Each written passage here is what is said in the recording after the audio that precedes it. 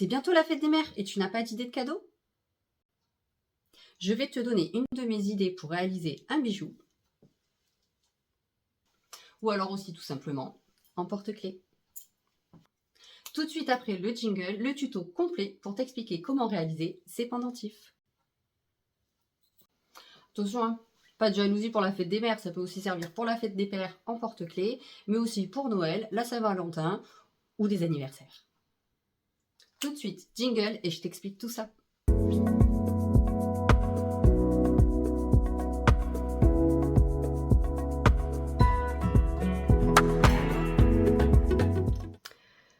Voici le matériel dont je vais avoir besoin. Déjà une planche à découpe, c'est mieux pour pouvoir découper sans abîmer la table. Ensuite les cabochons, je les ai trouvés sur internet. Et donc l'avantage de cela, c'est que cette partie-là est dans le bon sens. Souvent on les trouve dans l'autre sens. Mais là c'est dans le bon sens qui va nous permettre de glisser le collier et qu'il soit bien droit. Et aussi donc le creux pour pouvoir bien placer la décoration. Il va me falloir aussi une paire de ciseaux, un scalpel, cutter scalpel de précision, parce que ça tourne, c'est génial. C'est bien pointu, bien coupant. Un marqueur pour pouvoir dessiner la décoration que je veux découper. Et l'emporte-pièce, donc c'est là que je vais me servir de mon marqueur pour faire un cercle bien rond. Donc pour faire mes pendentifs, moi je me sers de ces planches. Ce sont des planches du carton entoilé que j'achète chez Action. C'est là-dessus que je fais mes tests pour savoir si mon médium est bon, savoir s'il est trop liquide ou trop épais, ce qui me permet de le modifier. Et c'est ça que je vais découper pour mettre à l'intérieur de mes cabochons, ce qui va me servir donc pour faire mes pendentifs. Donc la première chose à faire, c'est d'utiliser le scalpel de précision et découper mes essais. Donc je vais le détourer large là. Et ensuite le plus délicat, c'est de décoller la partie entoilée du carton pour qu'on arrive à ça. Donc il faut passer délicatement dessous sans tout abîmer. Voilà.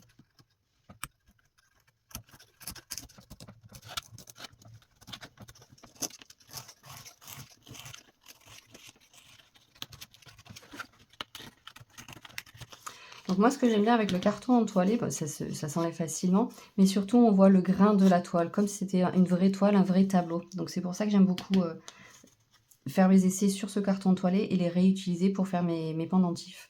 Après, libre à toi d'utiliser un autre support que le carton entoilé, mais voilà, moi j'aime bien ce petit grain qui apparaît. Donc je vais faire pareil avec tous mes essais.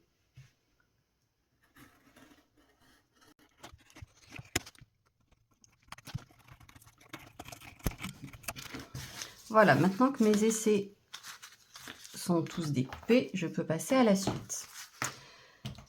Donc je prends un cabochon et je vais déterminer le diamètre du cercle qu'il va me falloir. Donc il faut que le cercle que je vais dessiner soit un petit peu plus grand, parce que quand je vais découper à l'intérieur du cercle que je vais dessiner pour pas qu'on voit ce cercle tracé au stylo. Donc celui-là il est trop petit, celui-là il est juste, mais celui-là il est légèrement plus grand. Donc c'est celui-ci que je vais utiliser comme gabarit. Et donc sur chaque élément, je vais voir ce qu'il y a de plus intéressant, ce qu'il y a de plus joli, ce qui me plaît le plus pour mettre dans mon pendentif. Ouais, là c'est pas mal. Donc, je prends mon stylo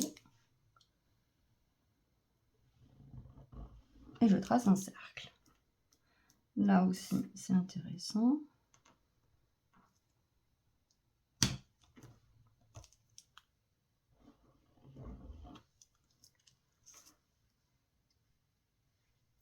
Je peux optimiser aussi pour mettre un maximum de cercles. Là, on dirait un éclair, c'est joli. Là, on dirait un éclair, c'est joli. Et là, je ne peux pas en mettre d'autres. Et ensuite, avec une paire de ciseaux, je vais découper.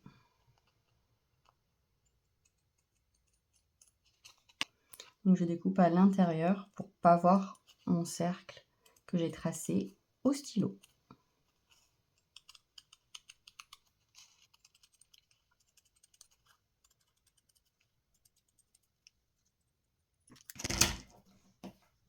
Ensuite, je vérifie que ça rentre bien. C'est légèrement grand ici, donc je l'enlève. Ici, et je retaille un tout petit peu.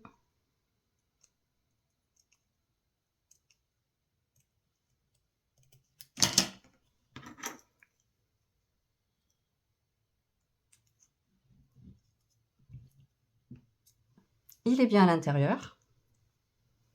Je le mets de côté avant de passer à la suite. Et je vais faire pareil pour tous mes petits morceaux. Voilà, tous mes motifs décoratifs ont été découpés. Je les ai tous mis dans les cabochons. L'étape suivante va consister à enlever la décoration, mettre de la colle liquide et coller ma décoration. C'est aussi le moment de décider dans quel sens je vais mettre ma décoration, parce qu'après, je ne pourrai plus y toucher. Donc, le plus gracieux, le plus joli, par exemple pour celui-ci, voilà, je vais le mettre comme ça.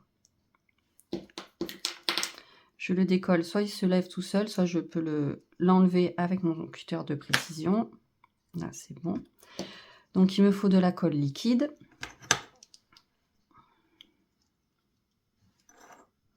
Je mets un point de colle.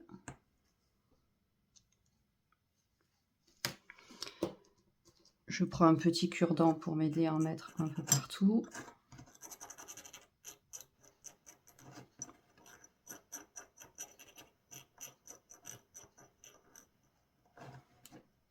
Et donc, je le colle.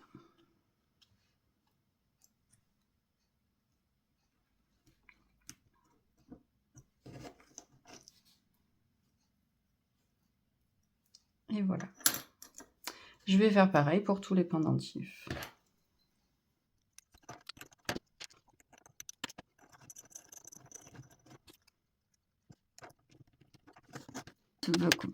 L'étape suivante va consister à faire de la résine époxy et le mettre à l'intérieur de chaque cabochon pour qu'il y ait vraiment un fini brillant.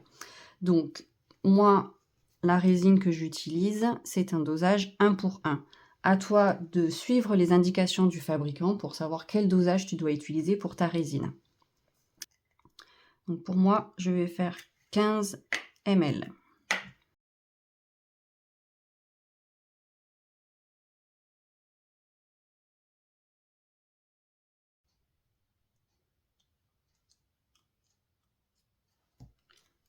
Le deuxième produit.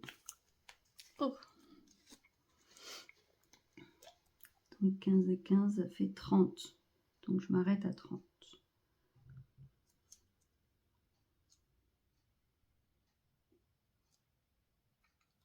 Hop.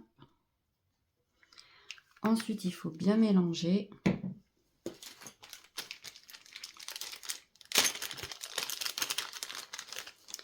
Les petites touillettes sont fournies dans la boîte. Donc je mélange et il faut éviter vraiment de faire des bulles. Donc il faut y aller tout doucement et faire le moins de bulles possible.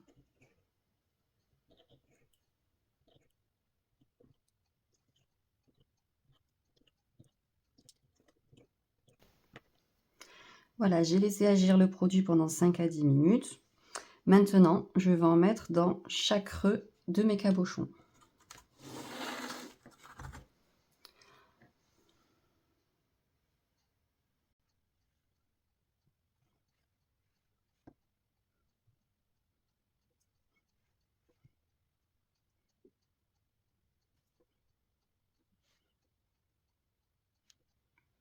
J'aide le produit à aller bien partout dans les angles et grâce à la lumière, le reflet, je vois s'il y en a partout ou pas. Ça m'a l'air bien. Voilà.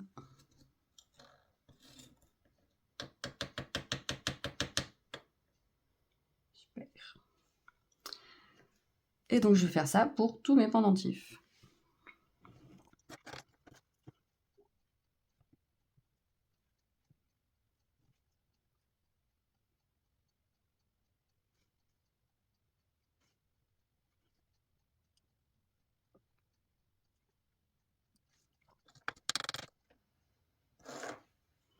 Et donc c'est là aussi où je vais décider si je mets de la résine juste à fleur de cabochon, pour pas que ça dépasse, ou alors d'en mettre plus pour faire un léger bombé. Donc à toi de choisir ce qui te plaît le plus.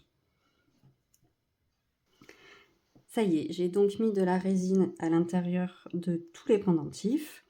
J'ai construit un petit support parce que l'attache qui va nous permettre de faire passer soit le cordon, soit le collier, fait que le pendentif est légèrement incliné. Comme la résine époxy doit sécher de manière hyper à plat, si c'est trop incliné, il risque d'avoir trop de résine à un endroit. Donc j'ai construit ce support pour que les attaches soient à l'extérieur et que ce soit bien à l'horizontale. Je te conseille aussi au cours des 3-4 prochaines heures de venir vérifier et d'éclater les petites bulles qui se forment au fur et à mesure. Donc juste avec un cure-dent, hop, j'éclate les bulles pour que ce soit plus joli après. Ouais. Moi, la notice de mon produit dit que pour un séchage optimum, il faut compter 24 à 48 heures. Il faut surtout ne pas hésiter à le laisser plus longtemps. Je le rappelle, il faut que le support soit bien à l'horizontale. N'hésite pas à utiliser un niveau à bulles pour voir si ton plan de travail ou là où tu vas le laisser sécher est bien horizontal. Autre conseil aussi pour le séchage, il ne faut pas que la pièce soit trop ventilée, c'est-à-dire pas de courant d'air, et qu'il fasse ni trop chaud ni trop froid. Ça séchera beaucoup mieux. Là, je vais bien le faire sécher. Et moi, je te dis à tout de suite, grâce au montage vidéo, tu vas voir le résultat de suite. Voici le résultat après 24 heures de séchage.